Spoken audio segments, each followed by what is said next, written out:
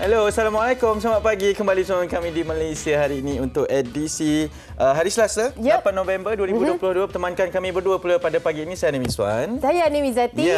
Hanif dan juga Anim akan bersama dengan anda untuk 1 jam. Jadi tak lama siaran kami kena teruskan bersama dengan kita sebab hari ini topik utama kita selain daripada pastinya PRU 15 kita akan bawakan kepada anda semua. Kita juga nak kongsikan keadaan jika anda terperangkap. Ya, betul. Macam mana yang kita fahami kan akhir-akhir ini dah sampai hujung tahun ni memang boleh dikatakan back to back lah konsepnya majlis-majlis yang menghimpunkan ramai ribuan orang. Betul. Jadi pelbagai keadaan-keadaan kecemasan maupun kecederaan malah kematian berlaku. Mungkin tidak berlaku di Malaysia lagi, ianya berlaku di peringkat terbangsa, tapi perlu diberikan perhatian dan juga kita nak mengelakkan, orang kata bersedia lebih baik kan, sebelum kejadian itu berlaku kita sediakan payung sebelum hujan. Betul, tapi di Malaysia pun Hanif ada yang pengsan juga. Jadi ini keadaan terperangkap lah. Macam mana kan kalau kita ni pergi ke konsert ke, pergi ke sambutan perayaan contohnya, yang mengumpulkan ramai orang kan? Mengumpulkan ramai orang, bagaimana keadaan ni? Kita nak tunjukkan demo juga kepada anda apa yang boleh berlaku jika anda berada dalam keadaan sesak tetapi ada kecemasan yang berlaku. Itu akan kami bawakan seketika nanti pencerahan yang berkaitan dengan isu tersebut. Tapi sekarang kita nak berikan sedikit berkaitan dengan perkembangan di dalam negara, walaupun terdapat amaran demi amaran kan. 3 hari berturut-turut dijangka hujan secara berterusan, tetapi ini keadaan semasa di bandar-bandar utama di Kuala Lumpur, Kuching, Kota Kinabalu, Labuan, Anim. Kangar. Nampaknya cerah. Petaling Jaya pun cerah. Alostak pun nampaknya tidak ada hujan. Kabarnya pada pagi ini alhamdulillah. Betul. Cuma di beberapa kawasan seperti di Kuala Terengganu ada juga dikabarkan hujan pada pagi ini. Yang lain nampaknya cerah. Kita harapkan inilah yang akan berlaku sepanjang hari supaya perjalanan anda dapat dilaksanakan dengan baik insya-Allah tanpa ada halangan. Betul. Ada yang tertanya kan, kita tengok kat mana? Boleh tengok di mat.gov.my. Ini ada laman interaksinya. Boleh anda tengokkan kepada sama ada amaran ataupun tidak, tapi mungkin pada hari ini telah pun dikeluarkan tiada amaran ribut petir setakat ini. Yang ini pula tiada amaran ribut taufan. Dan juga mungkin kita nak kongsikan juga hujan lebat berterusan di beberapa kawasan, Hanif. Betul. Ini dikabarkan di Pantai Timur, Kelantan, Terengganu dan juga Pahang, terutama di kawasan Kuantan, Pekan dan juga Rompin. Manakala di Johor juga dilaporkan akan mula turun hujan lebat secara berterusan. Untuk permulaan topik kita pada pagi ini, seperti mana yang kita kongsikan kepada anda, kita nak cerita tentang jika anda terperangkap, apa yang anda boleh lakukan. Tapi sebelum tu, jom sama-sama kita bawakan sekali lagi kisah rempuhan di Stadium Kanjuruhan dan Itaewon. Saksikan.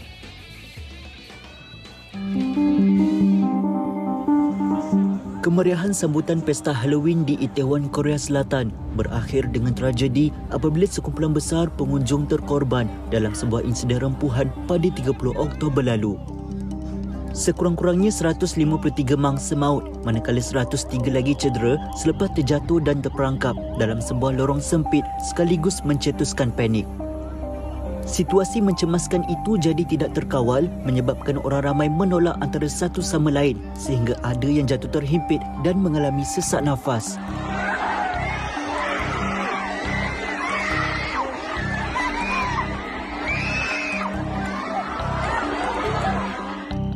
Pihak berkuasa tempatan mengeluarkan perintah fasa ketiga untuk tindak balas kecemasan yang biasanya digunakan ketika bencana berskala besar yang serius.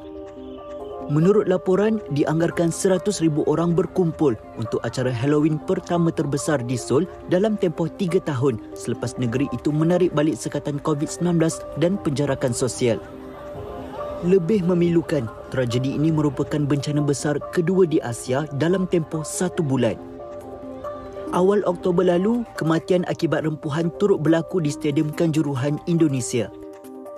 Rempuhan berlaku selepas pasukan Arema FC tewas dan mencetuskan kemarahan penyokongnya yang menceroboh kawasan padang sebagai tanda provokasi. Keadaan tegang memaksa pasukan keselamatan melepaskan gas pembedar mata sekaligus mengakibatkan ribuan penonton berasak-asak untuk keluar dari stadium. Kira-kira 133 individu termasuk lebih 40 kanak-kanak maut akibat terjatuh dan dipijak sewaktu rempuhan berlaku. 2 tragedi Oktober ini wajar dijadikan pengajaran buat seluruh rakyat Malaysia supaya lebih berwaspada. Bahkan dengan teknik serta pendekatan yang betul, kita dapat mengelakkan diri daripada menjadi mangsa sekiranya berlaku insiden rempuhan dan sesak nafas. Okey, itu dia sedikit kronologi yang kita kongsikan kepada anda semua untuk kita imbas kembali sebagai satu pengajaran. Rempuhan bukan sahaja melibatkan kemalangan maupun kecederaan tetapi kematian. Dua kes yang perlu diambil iktibar, perlu diperhalusi di mana silapnya. Adakah mungkin terlalu rancak sangat dengan kegairahan yang dah boleh keluar rumah ni menyebabkan mungkin ada beberapa faktor yang timbul dan berlaku kan. InsyaAllah kita akan persediaannya juga perlu diperhalusi dan kita nak bersama dengan dua orang rakyat Malaysia yang berada di tempat kejadian ketika kejadian di Korea Selatan baru-baru ini di Itaewon itu. Kita nak bersama secara panggilan video sahaja Nur Aziani Asyari, ejen pelancongan yang berada di Seoul, Korea Selatan pada ketika ini dan juga seorang lagi Siti Nadiah Awaludin, juga ejen pelancongan yang berada di Milan, Itali pada ketika ini. Kita ada tetamu dari Milan dan Seoul. Assalamualaikum. Assalamualaikum. Waalaikumsalam. Ya, terima kasihlah. Kalau di Milan tu pukul 3 pagi sekarang ni melayan kami. Terima kasih banyak-banyak kepada kalian berdua. Okey, kita mungkin boleh mulakan dengan Aziani terlebih dahulu ya Aziani. Ya, saya. Okey, Aziani berada difahamkan kalian berdua lah sebagai ejen pelancongan membawa pelancong-pelancong yang ingin pergi ke kawasan Itaewon dan berada di tempat kejadian. Sedikit secara ringkasnya pada ketika yang kalau kita nak cerita pada awal kan terlalu panjang, pada ketika keadaan rempuhan itu berlaku. Bagaimana Aziani nak kongsikan detik cemas itu? Saya berada di tempat kejadian dalam 30 minit ataupun dalam masa 40 minit sebelum kejadian. Tapi saya dapat keluar daripada tempat tersebutlah. Jadi punca-puncanya macam mana kalau Aziani tengok? Saya rasa puncanya terlalu crowded, terlalu ramai orang. Okey. Lepas ya. Boleh teruskan. Kami sedang mendengar. Sebab terlalu ramai orang lalu secara bertentangan. Okey, berlawanan lah ya. Sebutlah. Faham. Okey, ini antara video yang Aziani sendiri kongsikan ketika kejadian. Nadia, kalau awak boleh kongsikan sebab awak pun berada di sana, situasi cemas tersebut awak apa yang awak boleh kongsikan Nadia? Saya ada kat sana masa tu pukul 8 sebelum kejadian lah. Tapi masa tu memang orang dah terlampau ramai masa tu. Sebabnya dekat lorong pun orang turun naik, jadinya dia orang dah start crowded. Lepas tu dah start tolak-tolak macam tu lah. Saya berjam sebelum kejadian. Pukul 8 lebih sebab waktu tu saya bawa customer. Okey. Jadi bagaimana secara ringkasnya pendapat kalian berdua melihat kepada keadaan itu disambut dengan pegawai perubatan dan sebagainya pada ketika itu kan? Masa tu memang kawasan dah dikepung dan tak boleh keluar kan? Sebab ada satu video yang dikongsikan oleh Aziani, itu memang anda berada betul-betul dengan kawasan yang mereka sedang menyelamatkan mangsa, betul? Itu video daripada kawan saya. Tapi awak tak ada dekat dengan situasi. Keluar daripada tempat tersebut. Okey. Jadi siapa yang awak bawa, maknanya ejen-ejen sebagai ejen pelancongan, mereka yang berada di bawah anda, semua anda dapat bawa keluar? Time tu saya dengan saya punya kawan, bukan saya punya customer. Okey, masa tu bersama dengan kawan. Okey. Aziani, sekarang macam mana perkembangannya di Korea Selatan berkenaan dengan insiden ini? Sekarang saya hanya dapat melihat ramai pengunjung ataupun daripada relative family, kawan-kawan yang mangsa tragedi Itaewon yang melawat di tempat tersebutlah untuk memberi penghormatan kepada mangsa. Okey. Pernah tak berada di kawasan Itaewon itu waktu perayaan ataupun keramaian berlaku, Azian ataupun Nadia? Azian terlebih dahulu? Saya pernah sebelum COVID 3 tahun lepas. Okey, dia tak ramai macam ni bukan? Dia tak ramai macam ni. Jadi pada anda sendiri yang melihat pada dua situasi, dua perayaan yang berbeza, dua pesta yang berbeza, anda dapat lihat pertambahan jumlah manusia yang sangat banyak pada kali inilah. Boleh dikatakan begitu? Ya. Betul. Nadia setuju Nadia? 3 kali ganda. 3 kali ganda lah. 3 kali ganda daripada pesta yang lalu, 3 tahun lalu sebelum COVID, Hanif. Nadia setuju melihat kepada terlalu ramai itu mungkin antara puncanya juga? Terlalu ramai sebab saya last masa saya lalu ke Itaewon Halloween tu tahun 2017. Yang kali ni paling ramai lah. Maksudnya melebihi kapasiti ya? Okey, sedikitlah daripada sekalian sebagai ejen pelancongan, adakah Itaewon ni memang tempat tarikan setiap kali, walaupun rakyat Malaysia, walaupun tak kira agama apa di sini, mereka akan request, mereka akan meminta untuk pergi ke kawasan itu setiap kali pesta Halloween ni? Ke macam mana? Kawasan Itaewon itu sendiri? Kawasan Itaewon ni adalah terkenal dengan pusat hiburan, lepas tu kafe dan juga halal-halal restoran lah daripada seluruh dunia. Okey, itu antara memang kawasan yang dalam list lah. Kawasan memang agak terkenal lah di Soho. Ya, okey. Nadia hari itu kata bawa pelancong kan? Maksudnya berjaya untuk membawa mereka kembali pulang lah pada hari kejadian.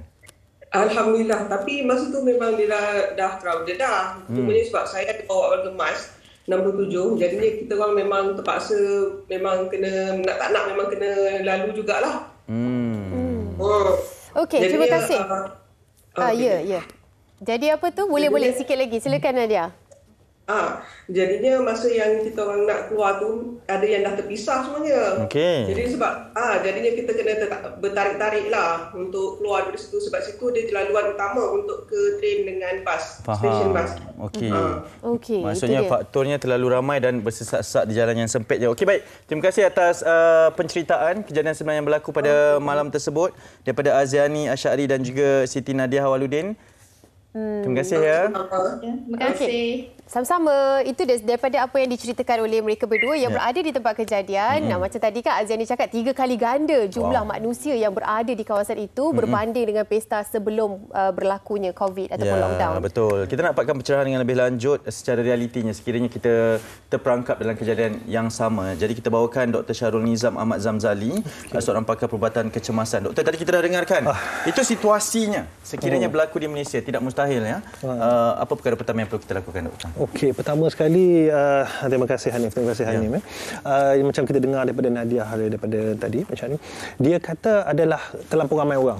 Okey, apabila kita tahu dalam satu keadaan yang sempit, keadaan bersesak-sesak, orang akan panik. Ini yang utama sekali. Dan tetapi apa yang kita risau adalah sewaktu ramai orang ni tiba-tiba ada sesuatu terjadi. Contohnya kebakaran, contohnya ada mercun, mengakibatkan pergerakan tu jadi serta-merta. Ini yang mengakibatkan orang panik. Biasa kalau dia bersesak dengan keadaan biasa, orang tak risau. Setuju. So apabila tiba-tiba ada terjadi contohnya kebakaran atau tiba-tiba orang letukkan mercun, orang nak jalan ke satu arah. Di sini akan jadi kita punya crash ni. Kita panggil, kita akan jadi himpitan. Dan himpitan yang membahaya kepada manusia lah. Kerana kita tahu kita punya pernafasan, kita punya organ dalaman, kita punya paru-paru. Cara kita nak bernafas adalah dengan menggerakkan kita punya dada.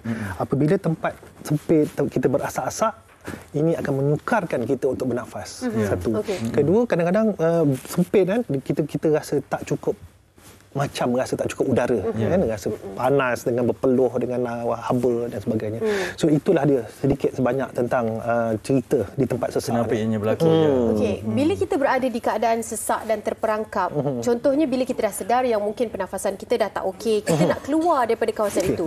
Apa petanda di sekeliling yang menjadi fokus utama kita untuk kita cuba keluar dalam keadaan sesak? Kadang-kadang dia ada satu laluan je, jadi nak bertentangan pun itu akan memudaratkan. Apa fokus utama kita untuk mencari jalan keluar dari situ? Okey, pertama sekali kalau dalam tempat yang bersesak macam tu, kita jangan lawan arah trafik. Jangan lawan arus arus. Kalau crowd ataupun kalau gerombolan tu bergerak ke depan, kita jangan menentang. Sebab apa? Itu akan jadi kita mungkin akan terjatuh, dan bila jatuh dia akan jadi masalah yang lebih besar. So pertama, jangan lawan arus. Kita cuba pergi ke kawasan tepi. Kita panggil periphery atau edge tempat tu. Contohnya kita nampak di kawasan ni, di sini tepi dia, kita jangan pergi direct, kita pergi secara menyerong, diagonal. Kenapa, Doktor? Kerana kalau kita bergerak dan kita nak memotong, kita menghentam, orang akan hentam kita daripada belakang. Sebab orang semua nak bergerak ke depan. Tetapi kalau kita secara menyerong, lebih mudah. Sebenarnya bergerak sambil bersama dengan diorang. Tetapi kita nak bergerak ke arah tepi. Jangan duduk di bahagian tengah tu. Okey, baik. Doktor, boleh kita tunjukkan secara demonstrasi? Boleh, kita cuba. Sebab kami dah bawakan badan-badan badang. Saya dengar memang saya ada badang yang terhebat ya. Sabar. Itu akan jadi mangsa. Okey. Itu dia. Tahu-tahu ramai ya hari ni turut serta. Okey, sebenarnya hari ni apa yang kita nak lakukan adalah demonstrasi jika anda berada di tempat yang sesak. Mungkin keadaan ini tidak terlalu sesak, tapi antara yang boleh dilakukan di waktu kecemasan ada seseorang yang mungkin terjatuh dan perlukan pertolongan. Betul. Okey, silakan pengetahuan sebegini yang sangat penting, doktor ya. Sebab kita panik. Yang penting tenang. Okey, situasinya macam mana, doktor? Okey, situasinya sekarang ni katakan dalam keadaan yang rapat. Ini keadaan yang bersesak Semua orang bergerak ke sini. Okey. Ini belum jatuh lagi. Belum jatuh. Belum ada mangsa. Ini tengah sesak ni. Ini tengah sesak dulu. Tengah sesak tak ada masalah. Dia akan jadi masalah, jaga Aiman. Dia akan jadi masalah apabila ada tolakan dari belakang yang tiba-tiba. Dengan kita panggil dengan keadaan kaki mereka rapat, mereka tak stabil, mungkin yang depan akan jatuh. Okey, sebab yang depan ni dah nampak depan ni apa yang belakang kan. Yang belakang dia nak ke depan je. Weight dia lagi berat lah sebab dia dalam kumpulan yang ramai. Tekanan daripada belakang. Jadi, caranya apabila di kawasan yang bersesak tu, pertama sekali kita panggil cara kita berdiri itu penting. Pertama, gunakan tangan kita macam nak boxing, macam nak meninju. Biasa masuk tengah-tengah. Tengah-tengah dulu. Okey, Meramai lagi kan. Macam ni, tangan macam ni, kaki buka sikit. Macam nak bertinju. Okey, so jadi ni kuda-kuda. Okey, kuda-kuda ke depan. Macam mana? Okey, so dengan keadaan macam ni, nampak kalau daripada belakang, orang tolak, kita masih ada ruang untuk dada kita. Kalau tadi tanpa tangan, dada kita terus akan ke orang yang di depan. Jadi kita gunakan ini untuk mewujudkan kawasan kawasan yang selamat untuk kita. Itu cara pertama berdiri di kawasan yang bersesak. Cuba sesak. Okey, so sekarang ni saya tolak dari belakang Okey. So kan lebih stabil kan daripada tadi. Itu yang pertama. Kita macam berada dalam keadaan yang lebih bersedia jika ada kecemasan atau perempuan berlaku. Untuk apa-apa yang berlaku. Okey, itu sekiranya persediaan pertama. Okey, kalau katakan terjatuh. Ada mangsa jatuh. Si minta seorang mangsa jatuh. Tapi takkan jatuh tiba-tiba. Okey, tolak. Takkan tiba-tiba. Okey, terjatuh. Jatuh. Tapi jatuh pun macam ada style lah. Betul. Depan TV, doktor. Depan TV kan. Okey, so katakan kalau jatuh, ini yang bahaya. Okey, kalau hanya baring macam ni, okey, saya macam tadi saya tunjukkan.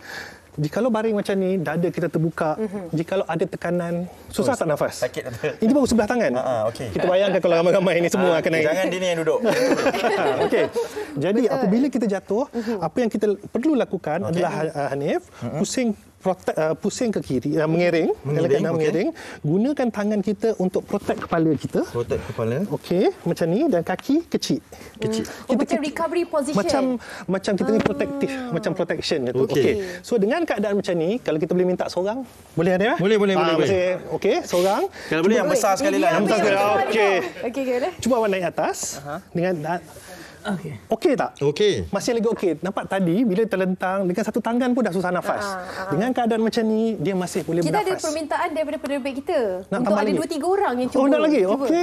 Tambah lagi. Saya tak dengar apa permintaan tu. Okey. Sebab ini Hanif okey lagi? Okey, masih sama. Kejadian yang berlaku. Minta lagi? Timbunkan lagi? Kita timbunkan lagi. Kita timbunkan lagi. Katakan timbun macam ni. Okey. Hanif okey. Tak okey beritahu. Okey. Siapa yang naik ni? Sekarang dah ada 3 orang. Dah ada 3 orang atas Hanif. Dibandingkan dengan satu tangan tadi ya. Okey. So sekarang ni masalahnya bangsa yang kedua ni dia susah nafas. Kerana tangan dia macam tu. So kita bangunkan sekejap. So jadi macam mana cara jatuh tadi saya bagi tahu, protect. Okey, Hanif masih bawah. Saya protect. Awak pun protect diri awak. Macam ni. Pakai macam tu. Okey. So ini pun akan tertekan juga. Kan. Protect bahu siku ni di sini di Hanif. Dapatkan maknanya siku tu. So, okey, dan orang lain atas pun macam tu juga. Dengan gunakan macam ni. So maknanya okey. So lagi seorang lagi. Awak okey tak okey ni? Hanif okey ya? Saya okey, dia ni yang saya risau. Protection dah tak ada dah. Okey, lagi. So nampak orang yang kedua okey tak? Sebab awak terbuka dada tu. Okey dah. Okey dalam lama tak lama. Akan pingsan nanti kan. Dah batuk-batuk dah tu. Maksudnya ini posisi yang kita perlu lakukan kalau terjatuh. Pertahankan bahagian depan badan kita, tahankan kepala untuk keselamatan. Okey. Terima kasih. Maksudnya doktor sewaktu kecemasan tersebut pun memang kita dah kena bersedia, dah tahu tak perlu panik. Yang pertama. Di dalam kecemasan, Hanif dengan Hanif, dalam kecemasan yang paling penting adalah sebelum kecemasan tu. Kita kena bersedia sebelum kecemasan terjadi. Jadi macam tadi kita kata nampak kawasan yang berasak, kita dah sangka dah ini mungkin jadi bahaya. Elakkan. Itu yang paling utama. Ya, itu dia kan. Prevention is better kan. Ya, betul. Okay, terima kasih kepada semua hero-hero Terima kasih, melayar kita. Mak. Itu dia sedikit demonstrasi. Tadi tu, saya tengok balik nanti live ni kat Facebook. Okey, kita harapkan perkongsian pada hari ini anda boleh saksikan secara ulangan supaya anda tahu apa yang perlu dilakukan, teknik yang betul, dan seperti mana yang Dr. Syarul katakan tadi, apa yang paling penting, kecemasan tu ataupun perkara ini kena tahu sebelum berlakunya sesuatu. Sebab kita plan kan, kita nak pergi mungkin nak menonton perlawanan bola sepak, supaya lebih kita akan berhati-hati kan, nanti final pun akan ada. Jadi kena bersiap-siap. Doktor, terima kasih banyak pakar perubatan kecemasan bersama kita kerana kita berehat seketika. Selepas ni manifesto gendang PRU dah kedengaran dah ni. Ada lagi perbincangan akan kami bawakan di Malaysia hari ini.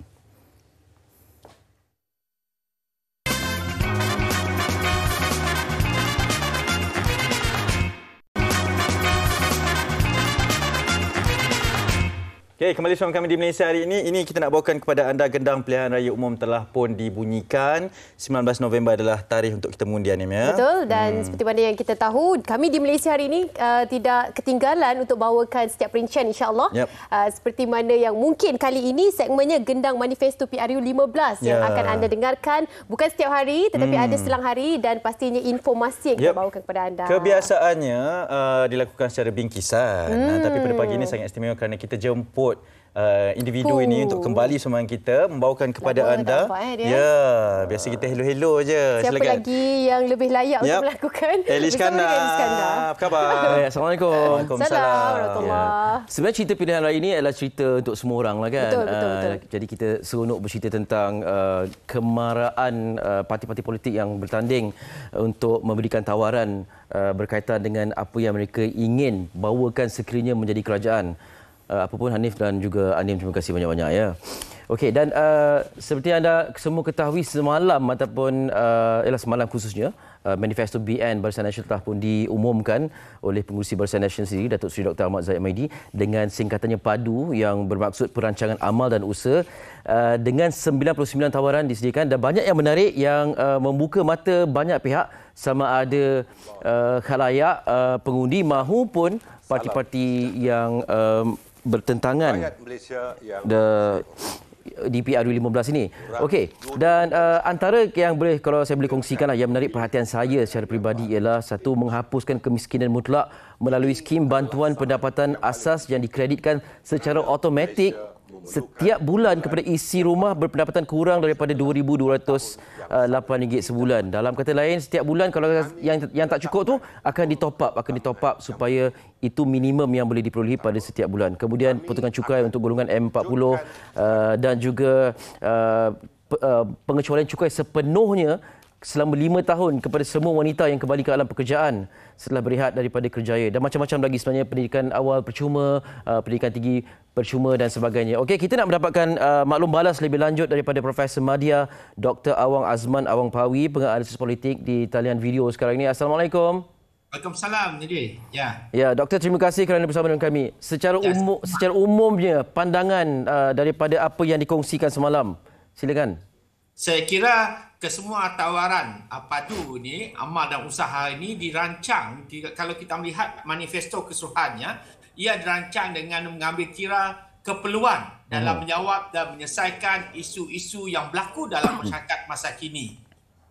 Kita tahu isu mengenai ekonomi, isu mengenai peluang pekerjaan, isu mengenai keperitan dalam konteks untuk anak-anak di sekolah, pemberian laptop dan sebagainya. Jadi ini ialah keperluan untuk menjawab dan menyelesaikan isu masyarakat. Pada masa sama, ia juga satu usaha ataupun satu mengambil kira penambahbaikan kerajaan dan institusi awam. Bagaimana untuk pelantikan ketua pengarah, pelantikan pengurusi SPR misalnya, perlu melalui proses saringan yang ketat, bukan lantikan kuasa taluk kepada Perdana Menteri saya, tapi ada proses tertentu yang menjadikan ada tanggungjawab, ada semak dan imbang dan sebagainya. Jadi keupayaan dengan mengambil kira juga keupayaan suatu inisiatif itu untuk menjadi asas yang kuat untuk membangunkan negara dan masyarakat menjadi lebih baik. Ada usaha untuk melakukan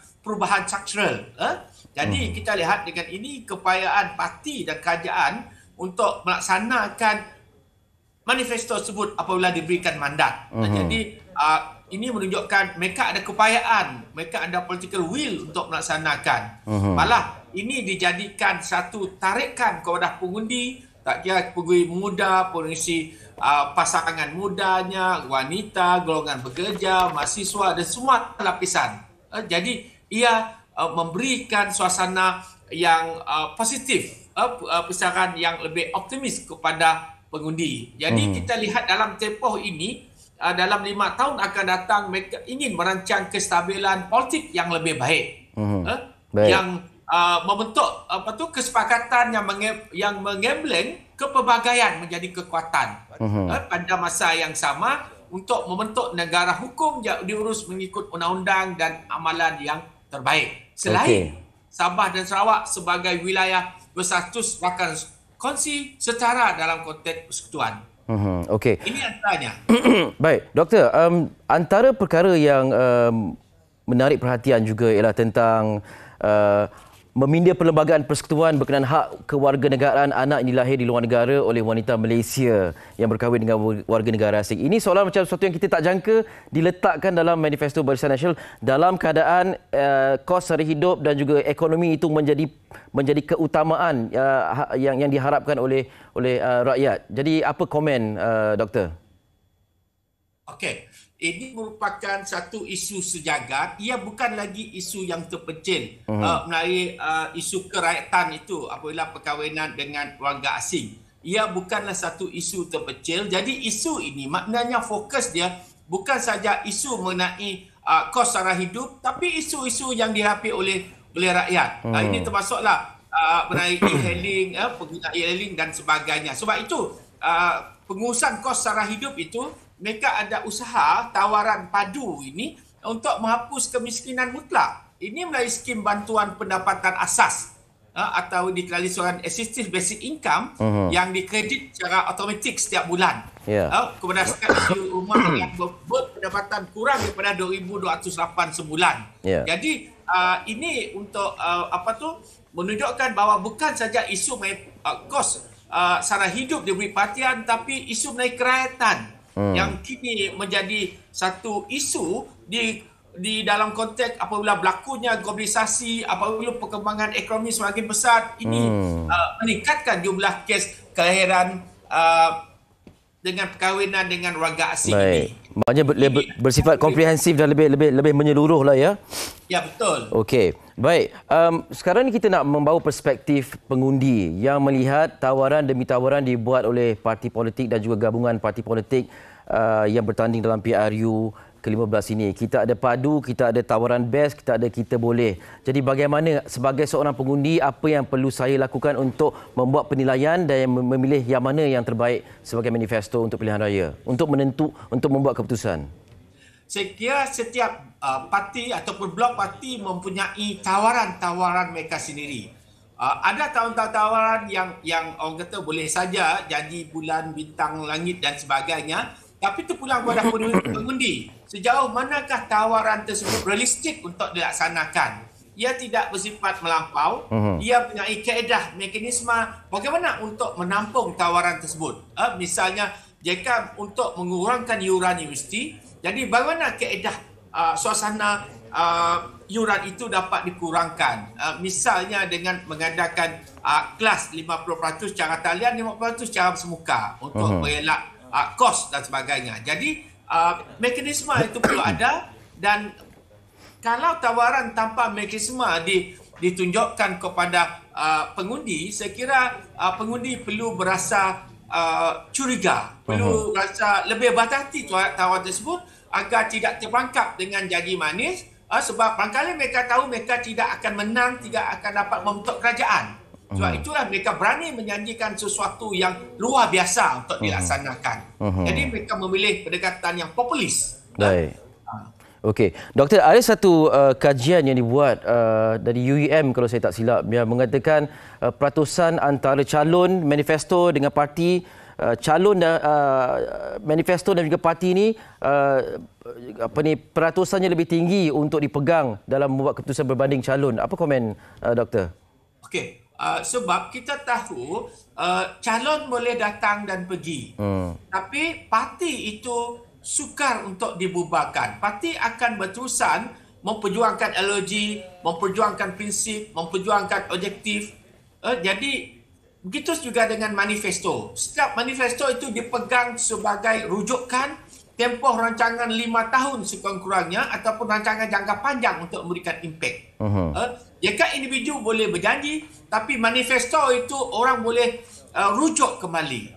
Jadi kepentingan manifesto ini boleh meningkat 20 hingga 25% sokongan terhadap parti politik ataupun kepercayaan terhadap sesebuah parti politik yang bertanding itu. Saya percaya manifesto mainkan peranan yang penting untuk meningkatkan 20 hingga 25% keyakinan pengundi untuk menyokong atau memberikan kemenangan kepada sesebuah parti tersebut. Baik. Profesor Madya Dr. Awang Azman Awang Pawi, terima kasih kerana sudi bersama kami ya. Sama-sama. Assalamualaikum. Waalaikumsalam. Baik, jadi dah dibentangkan, dipersembahkan tawaran-tawaran bagi setiap gabungan parti politik yang besar di Malaysia ini untuk bertanding di PRU 15 dan manifesto ini dilihat sebagai salah satu daripada wadah untuk pengundi membuat keputusan. Kita harapkan dapat dibuat pilihan yang baik dan membuat keputusan yang tepat. Hanif dan Anim. Baik. Sedikit perkongsian, rasa macam terlalu pendek sangat untuk kita huraikan kan tentang gendang manifesto PRU 15 ni, tapi tak apa. Kita harapkan yang terbaik juga pastinya, sebagaimana yang Eli katakan, ini sebagai wadah bagaimana kita sebagai rakyat untuk memilih. Lebih-lebih lagi pertambahan pengundi baru, pengundi anak muda yang secara automatiknya selepas undi 18 dilaksanakan, kita tak tahu gerakan mereka dan fahaman mereka tentang politik juga, percaturan dan faktor yang membuatkan mereka memilih parti ataupun calon ini mungkin akan main peranan. Ya, Eli sedikit rumusan. Mungkin selepas ni ada perkara lain yang anda akan kupas lagi? Ya, tu dia. Sekarang ni bila manifesto ni dah mula dipersembahkan, ini akan menjadi wadah kepada calon-calon untuk mengetengahkan isinya pada ceramah-ceramah pilihan raya dan sebagainya. Jadi sebelum ini ada yang disebutkan tentang apa lagi kita nak kempen ni, asyik naratif yang sama kan. Jadi disyorkan kepada calon-calon ini untuk membawakan manifesto ni, memahami betul-betul dan menyampaikan dengan sebaik-baiknya dan disesuaikan dengan lokaliti masing-masing supaya mereka rasa sampai dan juga mereka rasa macam ini boleh dilakukan dan dipercayai. Betul. Yang penting lokaliti itu mendapat manfaat daripada manifesto yang dipersembahkan. Eli, terima kasih, nanti akan bersama dengan kita lagi. Dan sekarang kita nak teruskan perkongsian ini. Sangat menarik sebab kadang-kadang kita nampak bendera-bendera saja kan di jalan, tapi yang memasang tu siapa ni? Kan kita sebenarnya ada kamera yang mengikuti mereka. Di sebaliknya, iaitu Asri, wartawan kami sempat meninjau di beberapa kawasan di Kuala Lumpur, di Damansara, di sekitar Lembah Kelang, bagaimana mereka ni pasang bendera waktu malam, waktu siang kan. Susah payah untuk menunjukkan semangat mereka. Jadi apa tunggu lagi, jom sama-sama kita saksikan bingkisan ini. Suasana malam sehingga awal pagi di sekitar Lembah Kelang mula rancak apabila penyokong sibuk memasang bendera parti masing-masing menjelang pilihan raya umum ke-15 PRU 15.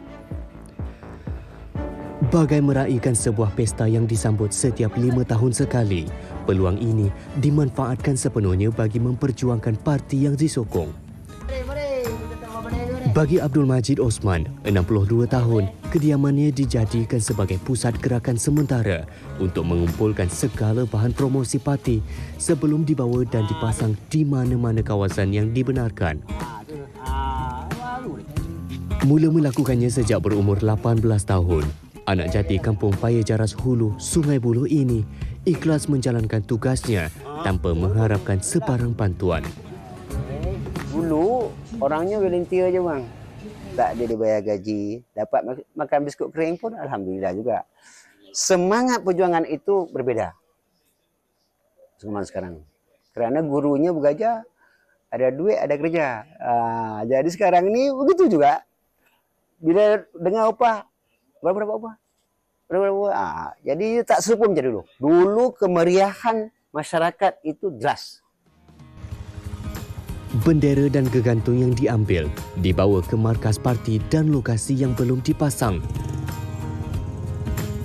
Bagi Amin Ahmad, 36 tahun, dia yang bertanggungjawab sebagai pasukan petugas di Kota Damansara menghabiskan tempoh berkempen selama 2 minggu ini untuk mengendali ahli pasukannya memasang bendera di bahu jalan.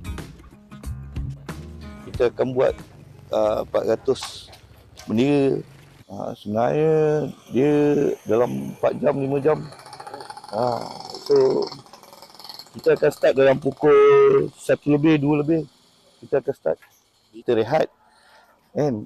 Agak susah lah. Tapi bagi saya, dia seronok kan. Sebab kita bawa adik-adik kita pasang. So, kadang-kadang dia orang bebel. So, benda ni pun 5 tahun sekali. Kurang dari 100 meter, jarak parti antara dua penjuru ini secara aman menjalankan tugas masing-masing, biarpun berbeza haluan. Kisah pergaduhan gara-gara pasang bendera atau poster ketika PRU 15 mungkin masih kurang kedengaran. Namun sudah ada beberapa kes yang berlaku melibatkan bendera dan poster dibuang, dirosakkan serta dikoyak sehingga kertas siasatan dibuka dan ada yang sudah ditahan oleh pihak polis. Tetapi sepanjang tinjauan yang dilakukan di sekitar ibu kota, suasana masih aman termasuk di Parlimen Batu, lokasi titik panas yang mempertaruhkan 10 calon bagi PRU 15 kali ini. Rubin Fauziah Muhammad Ali, 39 tahun, individu yang pertama kali menjadi sukarelawan sempena musim berkempen. Sedikit sebanyak dia ingin menyumbang keringat dalam aktiviti kemasyarakatan selain keterujaan yang dirasainya. Excited lah tahun ni, so dia support warisan. Siapa menang pun tak kisah, janji kita dapat kebaikan.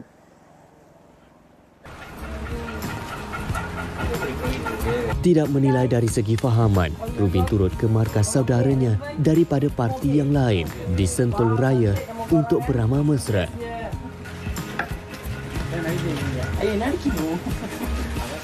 Hujan semakin lebat, namun semangat penyokong seperti Azli Mubarak Tahir bersama ahli pasukan sukarelawannya tidak pernah pudar. Melihat kepada peredaran zaman, dia menerima apa sahaja perubahan buat negara asalkan ada kebaikan buat seluruh lapisan masyarakat. Dulu kita petik buluh ni, kita pergi potong buluh dekat bulu yam, kita ambil buluh kan untuk kita buat acar. Tahun lepas PRU 14 kita ada buat dekat sini. Wow, bentuk wow bulan. Haji Hashim yang palai ni kan. Tahun ni nampaknya lebih mudah sikit lah sebab kita diorang dah supply semua kayu siap.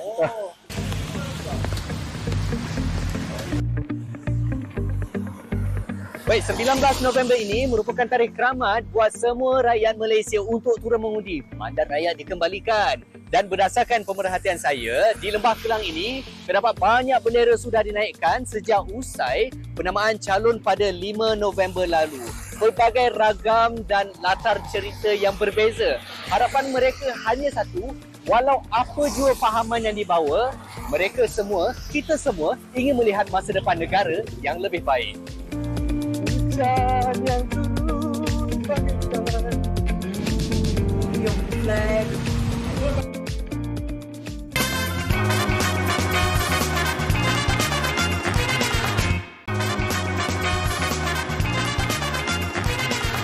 Okay, kembali bersama kami di Malaysia ni dan pastinya saya percaya sekarang ni antara yang diambil berat adalah berkaitan dengan pendidikan dan dalam pendidikan ada cikgu-cikgunya yang akan menjadi medium untuk menyampaikan ilmu-ilmu tersebut. Sebab itulah sekarang ni pempengaruh pendidikan juga ataupun influencer adalah sangat penting tahu pada zaman sekarang ni. Hanif kan keluarga ni pendidik. Itu okey, kita terus bersama dengan tetamu kita pada hari ini.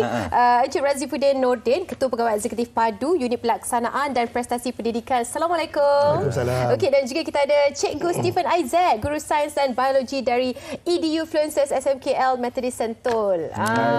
Itu dia. Ni Cikgu / EDU Fluencers. EDU Fluencers lah kan? EDU Fluencers. Okey. Baik, kita nak tahu terlebih dahulu Cik Razif. Influencer ni apa sebenarnya dalam konteks pendidikan kita? Okey, terima kasih Hanif dengan Hanif menjemput kami untuk beri sedikit penerangan lah ya. Influencers ni adalah satu kumpulan guru yang memang hebat dalam mewar-warkan pengajaran dalam pelajaran guru melalui various platform. Jadi guru-guru ini adalah guru-guru inspirasi, guru-guru pempengaruh dalam bidang pendidikan.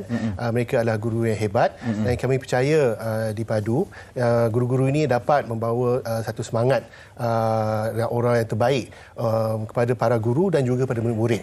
Jadi apa Edufluencers ni buat program ni adalah di mana guru-guru ini diberi peluang dan juga ruang untuk berkongsi ilmu dan juga pengalaman mereka dalam amalan terbaik, idea-idea yang terbaru, pandangan dan juga semangat dan aura yang positif pada rakan-rakan guru dan juga pada murid-murid. Itu dia sedikit pengenalan awal kan.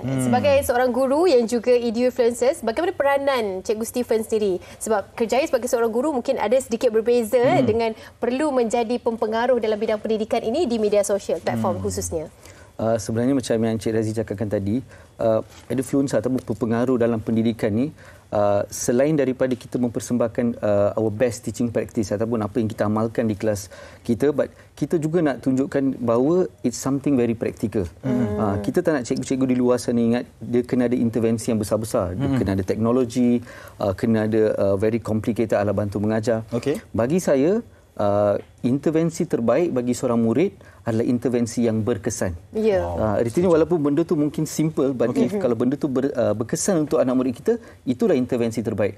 So sebagai Edufluencer ataupun pengaruh dalam pendidikan ni, kita nak wawarkan kepada cikgu-cikgu, kepada the public sekali yang bahawa this is what can be done dalam bilik guru. Ini cara-cara dia bagaimana kita dapat berkomunikasi dengan murid kita, dan of course kita pun nak create relationship dengan murid-murid kita. Kita nak guru-guru di luar sana tahu we are more than just berdasarkan akademik semata-mata.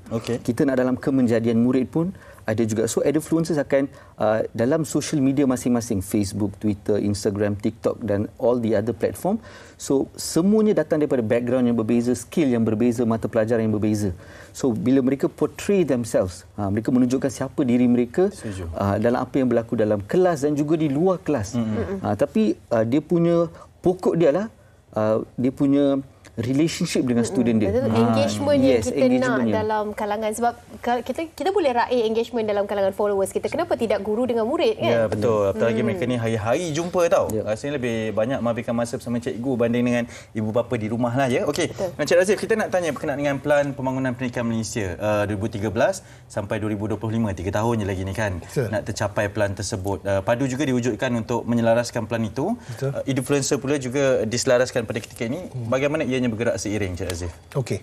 Jadi selain daripada mandat untuk Padu menyokong KPM untuk melaksanakan inisiatif PPPM ni, salah satu objektif Padu adalah untuk meningkatkan kesedaran pihak berkepentingan, khususnya masyarakat mengenai bidang profesion perguruan ni.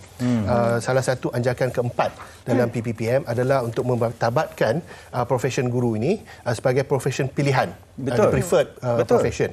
Jadi bila kita lihat ada ni program ni lah yang menggunakan sebagai satu inspirasi, satu platform di mana guru-guru influencers ni dapat mempertengahkan skill mereka dan juga dalam pengajaran mereka secara online platform, pelbagai platform, dan juga menjadi sumber inspirasi pada guru-guru dan juga murid-murid lah.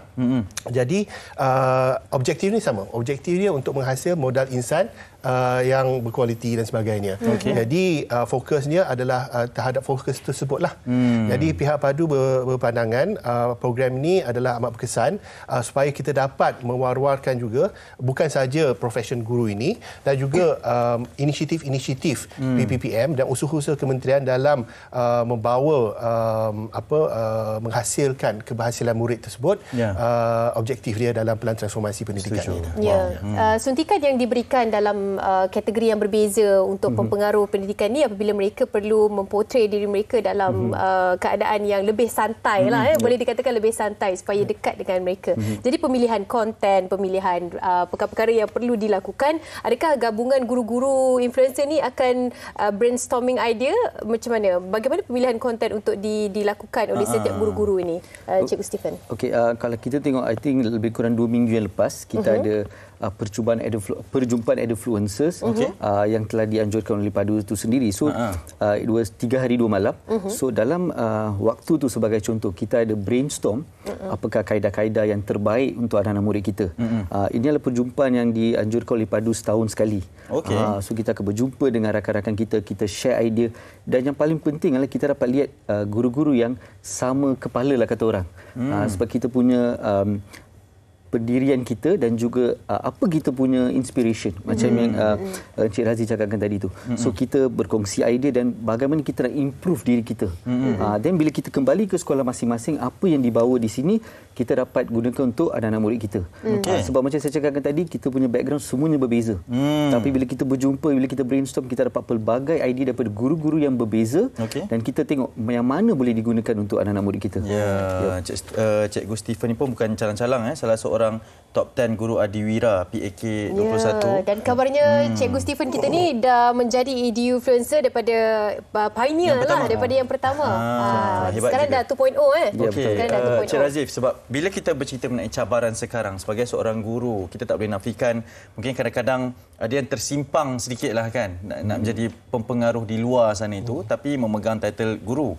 Yang boleh diacu ni adalah geng-geng Edufluencer ini.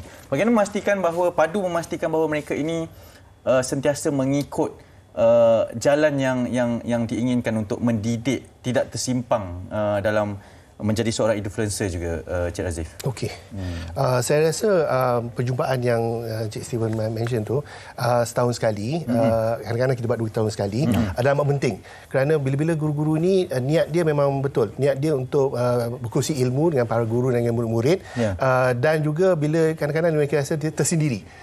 Mereka seorang dia shock sendiri kadang-kadang. Tapi bila dia berkumpul dalam satu grup, mereka ada peer support. Dan ini penting kerana positivity antara guru-guru ni boleh mencetuskan idea bagaimana idea yang terbaru untuk menyampaikan maklumat ni kepada murid-murid kita. Jadi itu hal satu. Saya harap program Edufluencer ni akan berkembang dari semasa ke komuniti dia adalah amat penting kerana mereka akan tolong dan menyokong sesama sendiri, memberi mesej-mesej yang positif dan sebagainya mengenai apakah dia punya tips and tricks dan sebagainya, guideline semua tu memang kami beri. Tapi kami memberi keleluasan ikut style sendiri. Untuk kreativiti itu ada. Jadi information yang diberi itu adalah positif dan juga membantu murid-murid kita. Dan keduanya, saya harap saya memang memandang tinggi pada guru-guru influencers ni, Cikgu Stephen dan juga daripada batch 1.0 dan juga sebagai mentor pada yang 2.0, dan kerana mereka niat mereka adalah untuk mendidik murid-murid cara mana yang terbaik. Via face room dan classroom atau daripada platform dan sebagainya. So apa yang PADU buat ialah kami memberi tools dan sokongan bagaimana untuk menjadikan secara efektif, dan saya rasa insya-Allah perkara ini dengan program Edufluencers ni bukan aja menjadi satu impact pada murid-murid kita di sini atau para guru yang lain di Malaysia, tapi harapnya mereka akan berdaya saing di persaudaraan antarabangsa di mana video-video dan rujukan ni dipergunakan di luar negara juga. Sebagai reference kan, sebagai rujukan. Okey, kita bercakap tentang objektif. Kalau nakkan engagement bersama dengan murid, pastinya respon daripada murid itu sangat penting ya. Jadi selepas dah berlaku Edufluencer 1.0, bagaimana respon murid-murid? Adakah kat situ wujudnya kebersamaan, wujudnya lagi engagement yang lebih padu dalam kalangan guru dan juga murid dapat dilihat? Pertama sekali kita kena sebagai Edufluencer, dan ini benda yang saya cerita kepada rakan-rakan guru yang lain juga. Bila kita jadi Edufluencer ni, pertama kita kena ingat, kita kena kembali kepada student kita. Pokoknya kita kena kembali pada mereka. Kita tak boleh ambil populariti ni untuk mempopularkan diri kita, dan juga sebenarnya ini akan menjadikan kita terpesong. Jadi apa yang diajar, apa yang kita buat kat classroom, benda tu yang kita cerita. So murid-murid kita yang kita tengah highlight. Dalam sekolah saya sendiri dengan anak-anak murid saya sendiri, bila saya highlight apa yang mereka buat dalam kelas mereka, mereka ada sense of belonging. Artinya apa yang mereka buat ni, that means benda tu cikgu tengah share kepada semua di luar sana. Because kita buat ni bukan sekadar untuk nak tunjuk the best practice sahaja, tetapi kita nak menonjolkan kebolehan anak-anak murid kita juga. Setuju. So that is important. So anak-anak murid saya pun dia akan teruja. Usually sometimes bila kita buat satu program, saya buat satu aktiviti atau mana-mana projek sekali, memang mereka akan tahu cikgu akan highlight benda dalam social media dia. So kita nak create satu excitement dalam diri dia, dan dia pun kena tahu yes, and dia nak beri yang terbaik. Dan at the same time kita dapat guide dia untuk menjadi dia punya best version. Sebab setiap murid, anak murid adalah berbeza. Dan sebagai seorang guru kita kena menerima mereka seadanya, dan kita kena pastikan potensi mana yang dia ada. Ada yang skill tangan, ada yang dari segi akademik. So kita nak make sure sebelum dia keluar daripada sekolah, skill yang ada pada diri dia tu kita telah terjemahkan bila dia berada dalam sekolah.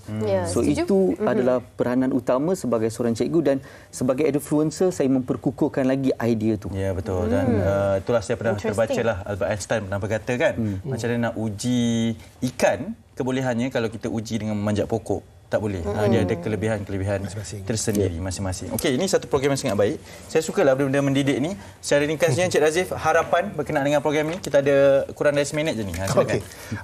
Seperti apa yang Cikgu Stephen kata, niat atau intent kita untuk menghasilkan murid yang terbaik.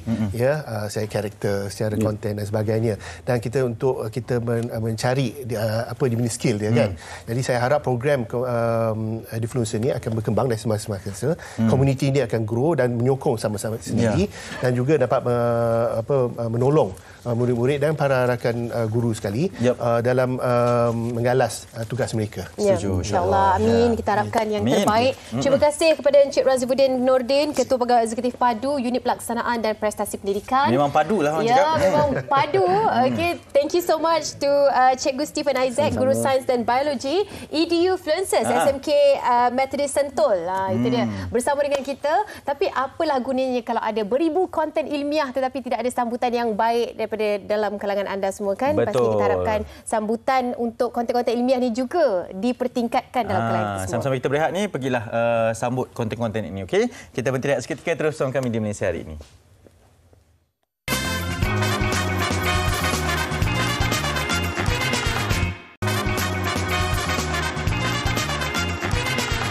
Okey, kembali bersama kami di Malaysia hari ini. Ini masa-masa kecederaan, Anim.